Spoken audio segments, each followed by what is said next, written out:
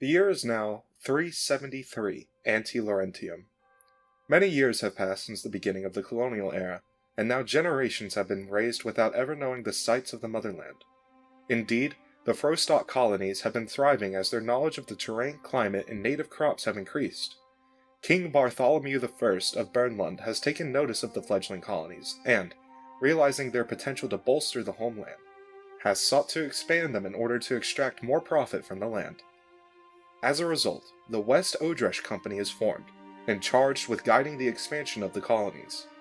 Named for the large forested plain in southeast Tarath, the West Odresh Company subsumed most local governance, which, unlike the homeland, was relatively democratic in nature. With the Carterville settlements being its westmost extent, the towns of New Lockport and New Wolverhampton both have their local assemblies dissolved, much to the dismay of the colonists. Soon, more and more ships began arriving carrying supplies and people from the homeland and colonies further east. The natives, of course, have taken notice of this. With the destruction of a native tribe from disease and skirmishes at the beginning of colonization nearly 50 years ago, the natives have begun further adapting Turland architecture and technology, undergoing a renaissance in an attempt to reach parity with the colonists. Despite their success in the face of encroachment, tensions have been brewing for some time. And with the decision of the WOC to station a colonial guard, those tensions are rife to boil over. So, as we enter this new age of expansion and development, welcome to Auckton.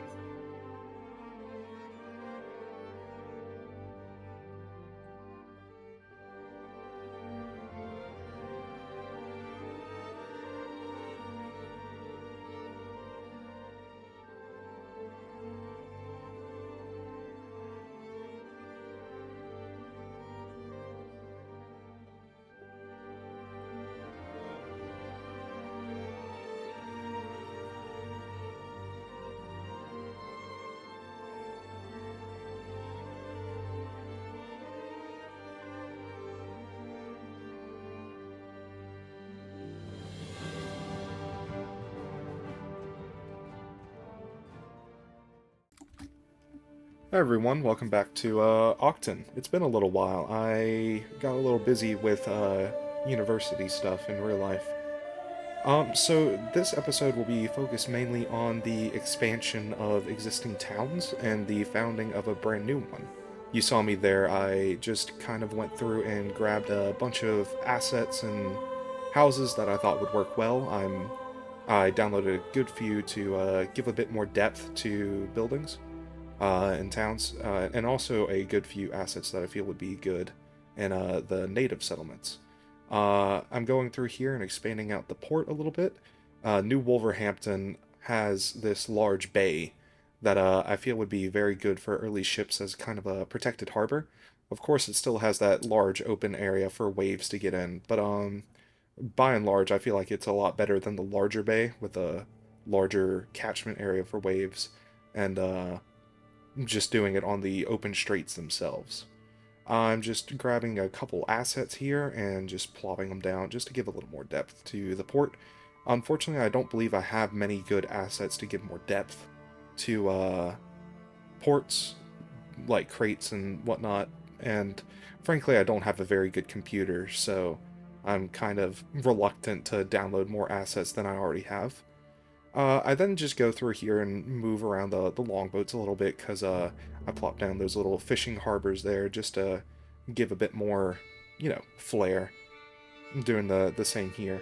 I'm also adding, excuse me, those aren't fishing harbors, those are ferry terminals. Yeah, I figured as time goes on, the various settlements are going to want to be a little more connected to one another. So I go through here and I give each settlement, even the natives, a dock, a proper dock. That way they can use larger ships. That is a theme for this episode, a major theme. The continued development of the native tribes. With such close contact with the colonies, as in our world, as in theirs, the natives would be in a very good position to kind of learn and adapt, especially in this early period where not many colonists are coming over.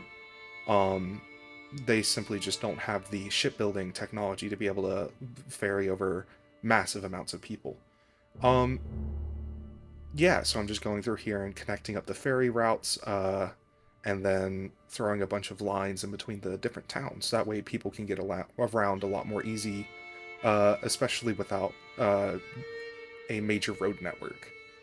Even though these towns would be in physical proximity to one another, with the dense forests and mountainous terrain, it would be a very large trek between each settlement. Then you see me here. I'm beginning a new settlement. This is the town of Southvale. It is built just across from Lockport, but with that large river and without any like major stone quarry or infrastructure, uh, at the current moment, they haven't been able to build a bridge over such a large and fast moving body of water. There will be a bridge this episode, spoiler alert, but that won't come until a bit later.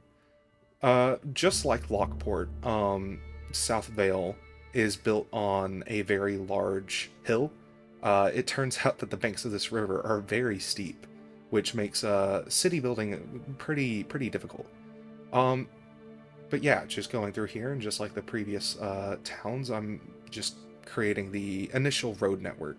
I'm trying to use these city walk, city wall roads as much as I can.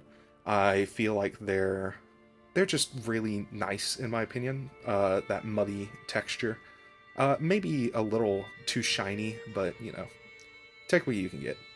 Then I just copy over the port from New Lockport. Simply, I mean, if you already have something, might as well just use it.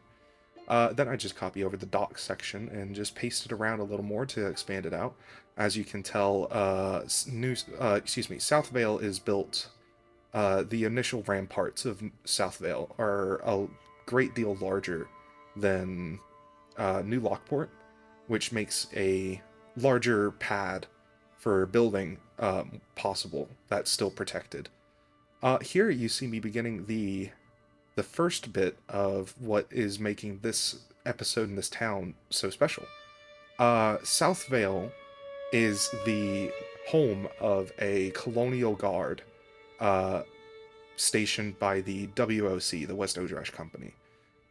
Just as in real life, a lot of early cities and towns would be essentially built by the company in order to extract more material wealth from the virgin land.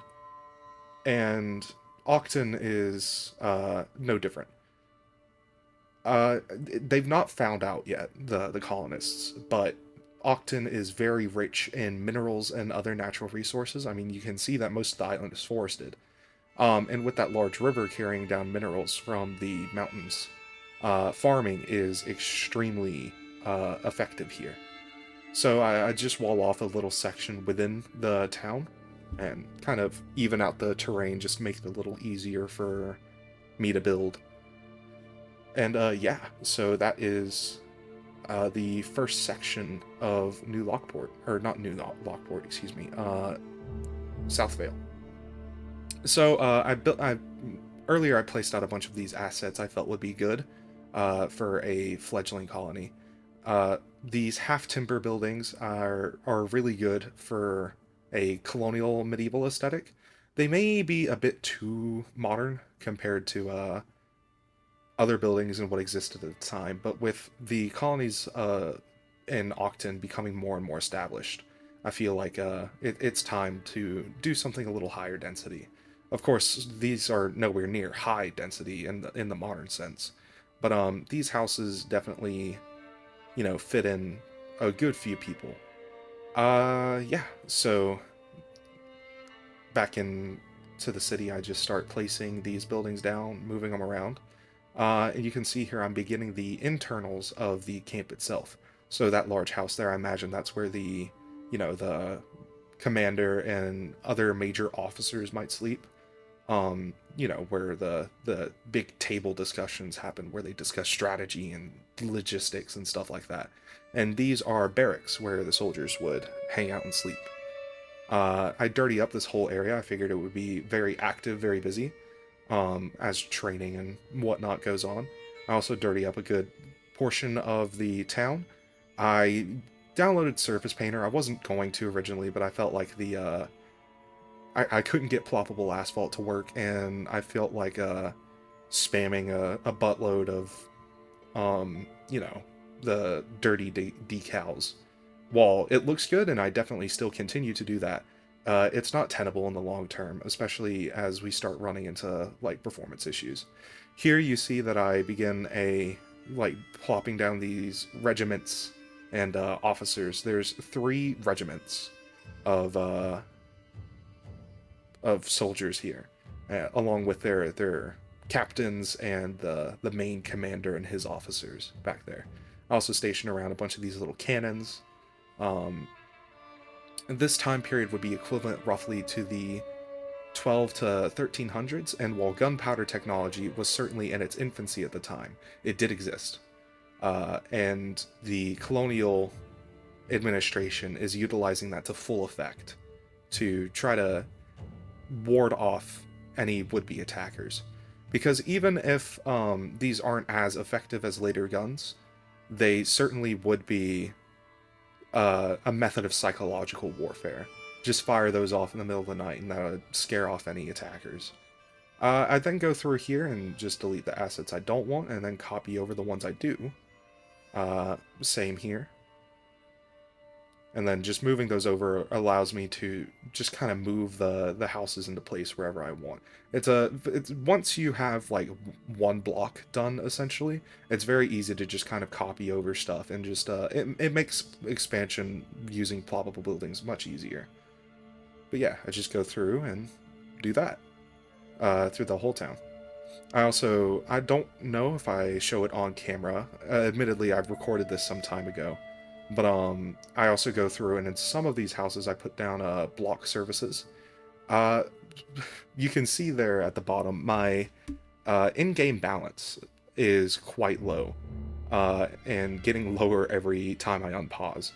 So I do, unfortunately, wind up deleting some of the larger service buildings. You can see there the church that actually acts as a, a elementary school. So, a lot of these buildings wind up getting deleted so I can start working on making this an actual profitable town. Because while I'm taking a lot of liberties now, simply because, you know, City Skylines just isn't made to run as if it was a colonial simulator, I do want this city to be functional. I'm not taking this isn't a diorama as much as it is me genuinely trying to recreate what a city might have looked like and functioned like back in the day. A side effect of that is I have to look out for fires constantly because, as in our timeline, fires are devastating. They spread through the trees and the buildings extremely quickly. I swear everything here is made of matchsticks. But yeah, so I have to keep looking around the map and use move it to quickly reset any buildings and trees that are on fire, because otherwise everything would burn down. And everything has burned down before. I actually had to load up an earlier save because the entirety of New Wolverhampton burned down.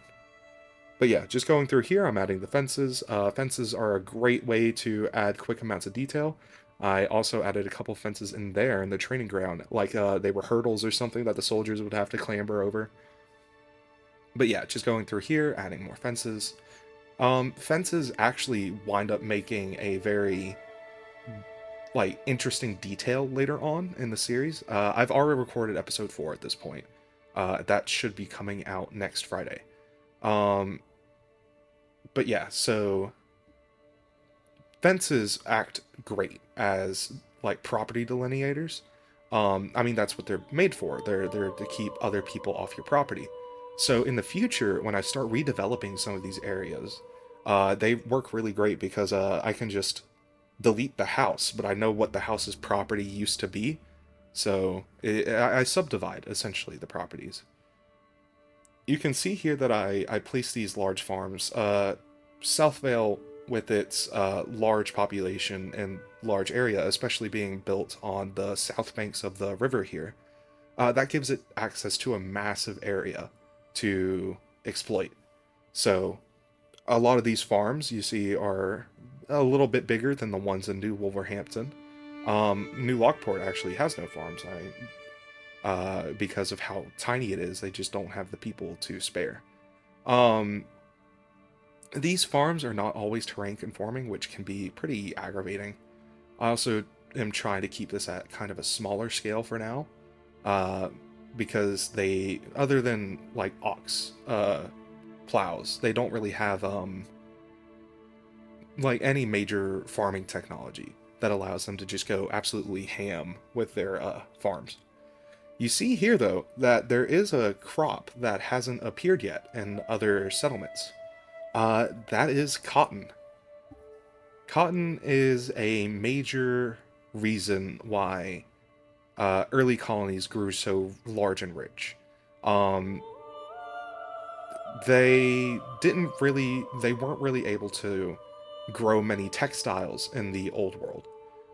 And cotton, being so good at making textiles, became a major commodity. Because beforehand, pretty much the only way to make clothes was out of wool or fur, which means, you were slaughtering a bunch of animals simply to clothe the population. Um, so yeah, the discovery of cotton, which is an old world crop, was a major game changer to European countries and Turlan countries in this timeline as well. And that is a theme that we will revisit soon. You see here me moving over some of these assets, and that is because the Nakoga tribe is by far the richest and wealthiest and most powerful native tribe to date. And as a result, they would be able to trade extensively with the colonists. And as a result, they would quickly learn how their cities were built. Um, as we can see, they already, in the last episode, they already started to adapt colonial architecture into their cities. But this takes it to a new extent, as the chiefs would be very proactive and attempt to adapt themselves to the changing times. A lot of people nowadays kind of see the natives as helpless in the face of Europeans, and that was not true. The natives were, of course, extremely smart. Uh, just like the colonists, people back then were no less intelligent than we are now. It's simply we have at our disposal the cumulative knowledge of thousands of generations, whereas they didn't at that point. So, seeing new technologies and new building practices would be a game changer for them. They would quickly adapt them as they realize it's more pragmatic and cost effective to do it like this. These buildings can sleep several families and last a lot longer than native houses did before. So as a result, we see here the Nakoga tribe quickly adapts and develops itself, ridding themselves of their wigwams, sadly, but in turn developing permanent housing that can last for generations. This greatly frees up manpower to do other things. No longer are people just stuck building and or fixing and rebuilding their houses. Instead, they can be freed up to farm or gather or trade. This opens up new professions for the natives to exploit. It makes them more able to develop to a point where they can challenge the colonists. So I take a little while to do this. It is a rather slow process, but slowly I replace all the houses that were within the palisade wall, and more importantly, pretty soon I begin to expand the road network outward. Uh, I figure the Native American, not Native Americans, excuse me, the natives of Auckton, even though they are adapting non-native practices, they would still be very steeped in their traditions. Um, those sorts of things never truly go away until a people group is entirely gone. As long as somebody identifies as a native, they still have connection to that culture. Um, So as a result, even though they are changing the way they live a lot, they would still want to follow the traditions that their ancestors once did. So as a result, even as we continue to kind of densify and fill this out, once I start expanding the road network beyond the Palisades, we see that they still kind of build in this concentric fashion, with the center of town still being the chieftain's house and the well in the center. That would be where a lot of people would gather after working for a day, or where ceremonies and events would be held. That center there with the large fire, that is important to the people. Even if it's not necessarily pragmatic to have everything designed around one point, um, the way this is built was to kind of emphasize that the shared culture, or the shared community identity, is at the center of this community, literally and figuratively. So yeah, that was a lot of rambling for something that didn't happen yet. I am finally getting to it now, as I run this little dirt road out here. I really should try to stick to either the City Walk City Wall roads or the I'm not sure who this asset is by, but these other dirt roads. But truth be told, they do both look good, and the City Walk City Wall roads are a decent bit bigger than these ones. And I think they both look good. The guard towers that I use both in the colonial and native settlements,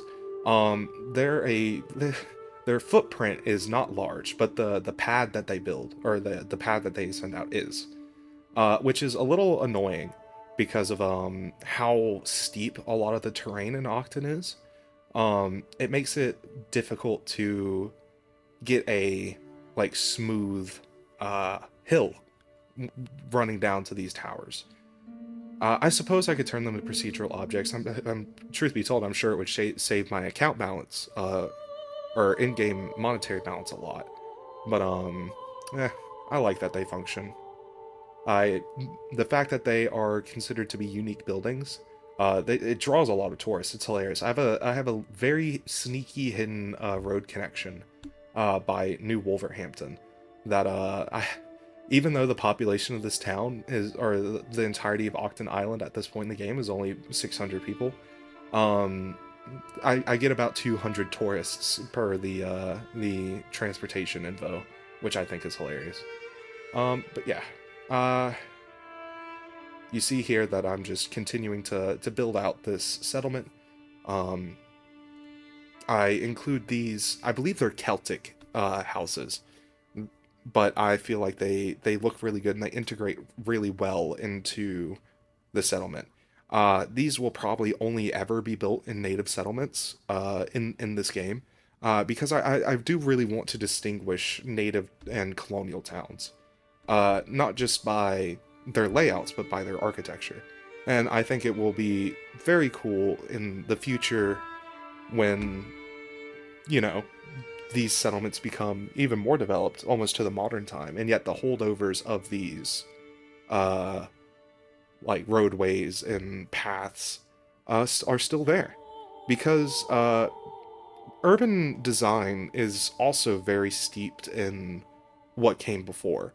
When a new highway is built, it's very rare that they simply just bulldoze everything in the path and build a new thing.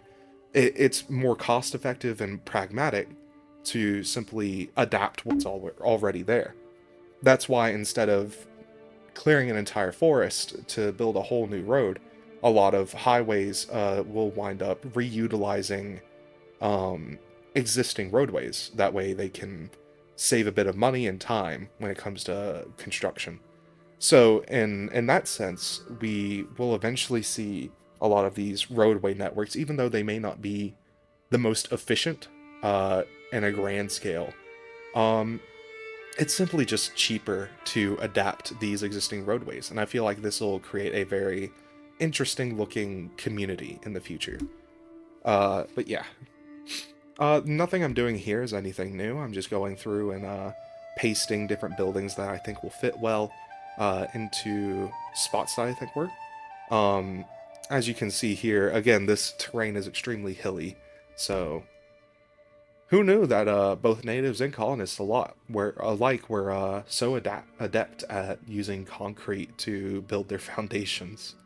But yeah, there's not much more to say here, so I just am continuing to expand. I flatten out the terrain here just to try to make it look a little more reasonable. I kind of wish I had more assets to kind of terrace the terrain.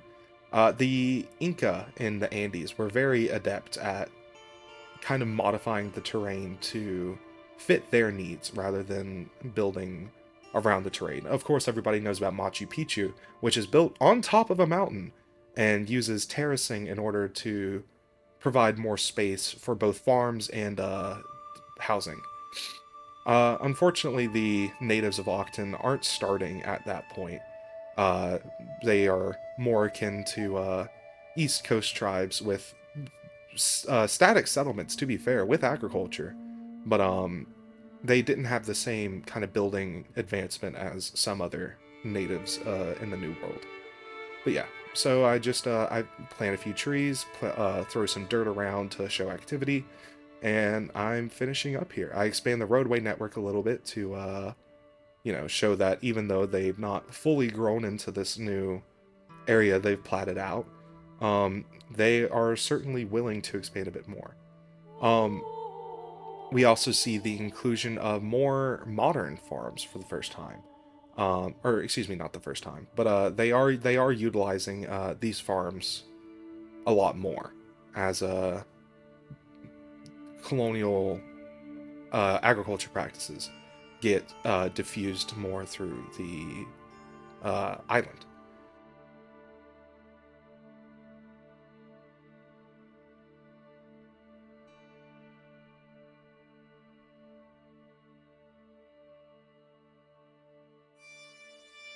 So yeah, as we prepare to cap out the end of this episode, I wanted to kind of show that the colonists are more willing to explore a bit and develop a bit further.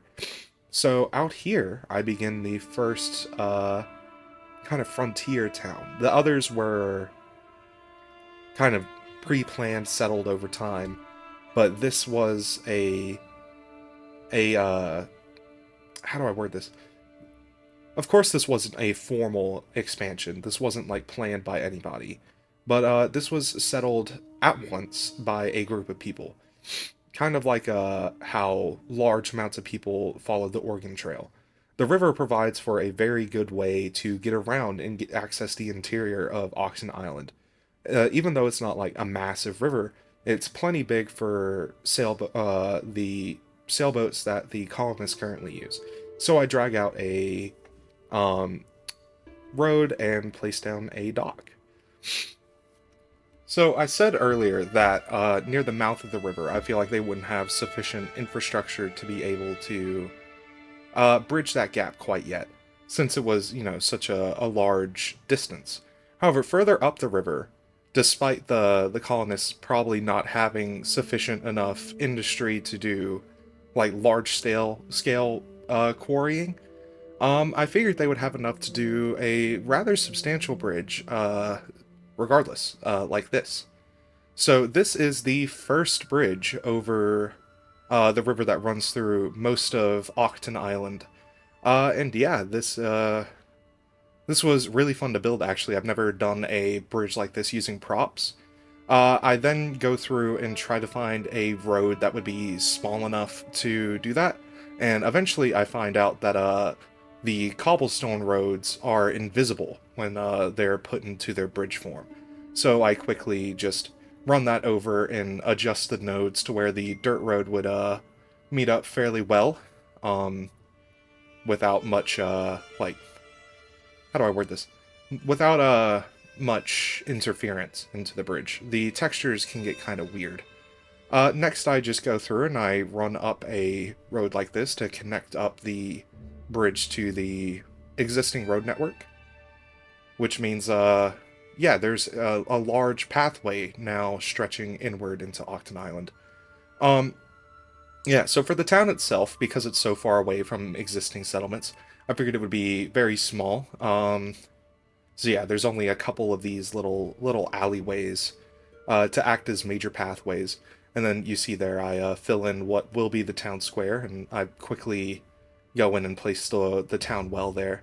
I then just go through and I copy over the a couple of houses I feel that would work fine, smaller houses, especially these more rural kinds.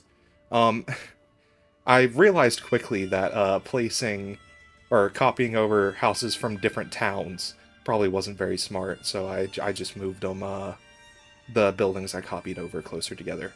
The houses here are not very large, mostly because, again, because this is a very new settlement, I figured they wouldn't have developed very large houses yet, just enough to scrape by.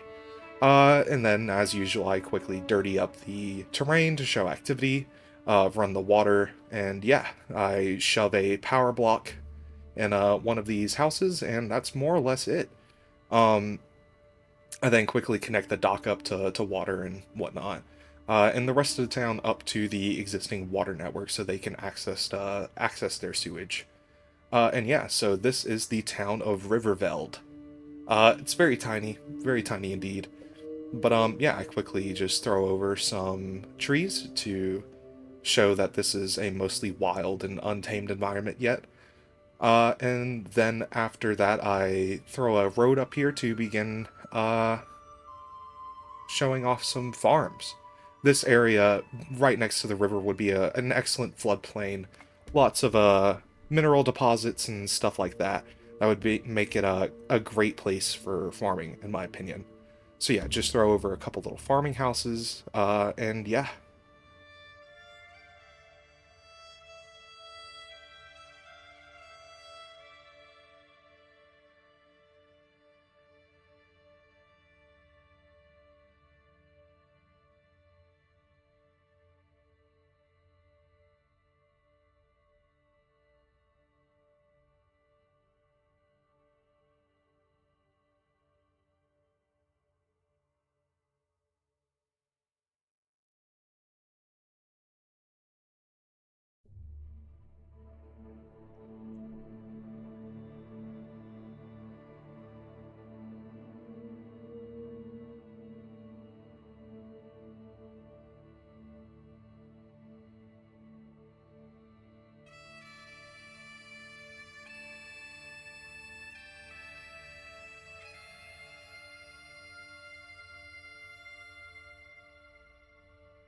As always with these towns, I start putting through some fences to mark off property lines. I don't tend to be super anal about where the fences go. They're mostly there to show off a little bit of detail, and yeah. So as we cap off this episode, I hope you enjoyed. Please do like and subscribe and let me hear a bit of feedback from y'all, and enjoy these cinematics. Have a good one.